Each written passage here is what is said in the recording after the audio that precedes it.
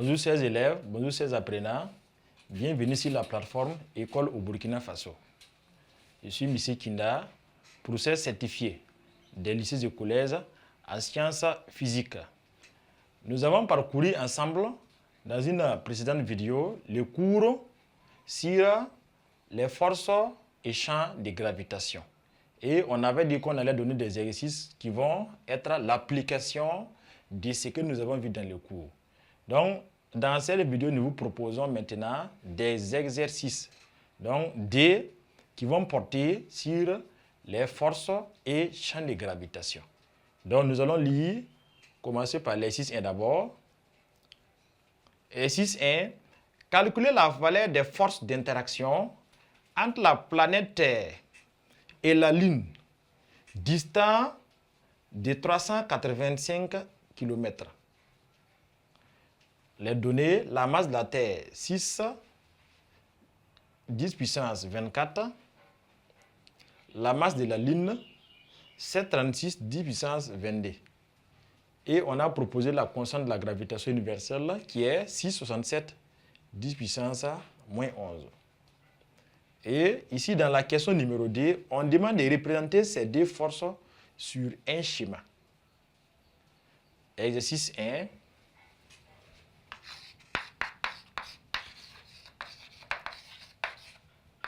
Donc, la question posée ici, c'est la valeur de la force, des forces d'interaction entre les deux, Terre et Lune. Valeur de la force F.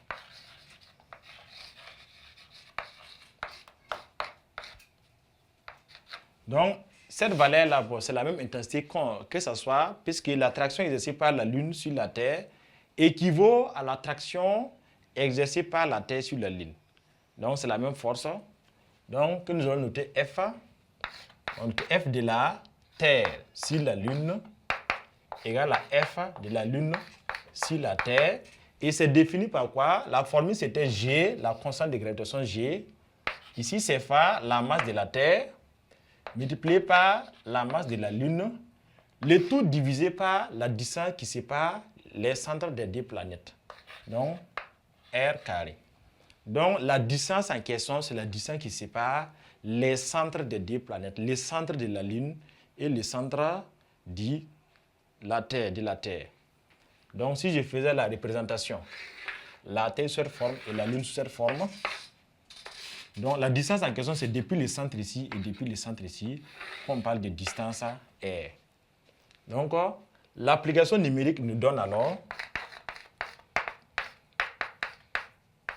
F Terre sur Lune égale à F Lune sur Terre. G donné, ça fait 6,67, 10 puissance moins 11.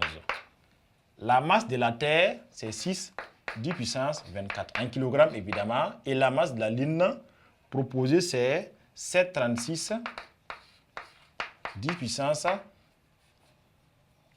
736, 10 puissance 22. Et le tout divisé par la distance qui les sépare, qu'on a donné 385 000 km.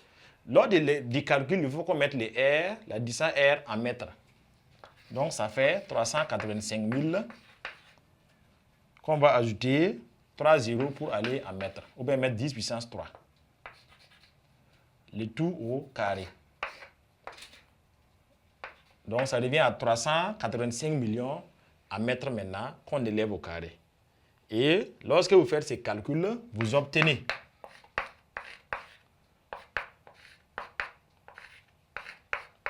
donc ces calculs vous donnent 1,987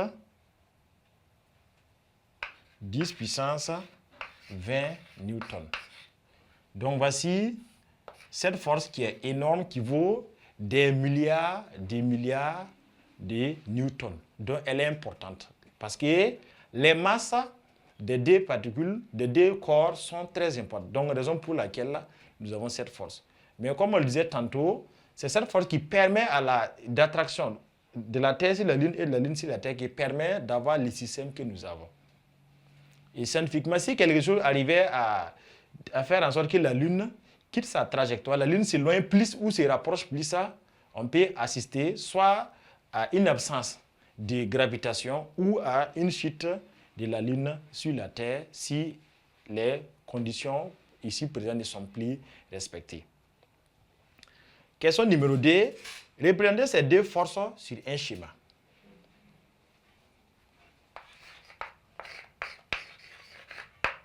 Donc, question numéro 2, c'est la représentation. Pour la représentation, nous allons proposer alors la Terre sous forme sphérique et la Lune également sous forme sphérique. Elle est un peu plus petite que la Terre. Et la distance qui sépare les centres des deux planètes, que j'appelle R. Donc cette distance, j'appelle ça R. Les forces qui s'exercent, donc ici c'est la Lune.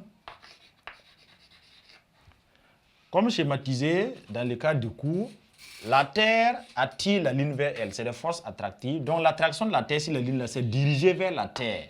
Donc c'est des forces attractives. Il tire le corps vers lui. Donc ça, c'est force de la Terre sur la Lune. Et d'autre part, depuis le centre de la Terre, la Lune aussi tire la Terre vers elle. F de la Lune sur la Terre. Donc, c'est cet équilibre-là, avec ces attractions réciproques-là, qui permet de maintenir cet équilibre. Sinon, si l'un attire et puis l'autre n'attire pas, on allait voir un des corps qui peut-être tomberait sur l'autre. Donc, une interaction qui est réciproque, donc même intensité, sens contraire et même direction. On voit bien que les deux forces ont les mêmes directions. Donc, c'était pour cet exercice, savoir calculer la force de gravitation et pouvoir les représenter. Donc, après cet exercice, nous allons passer à l'exercice numéro 2 maintenant.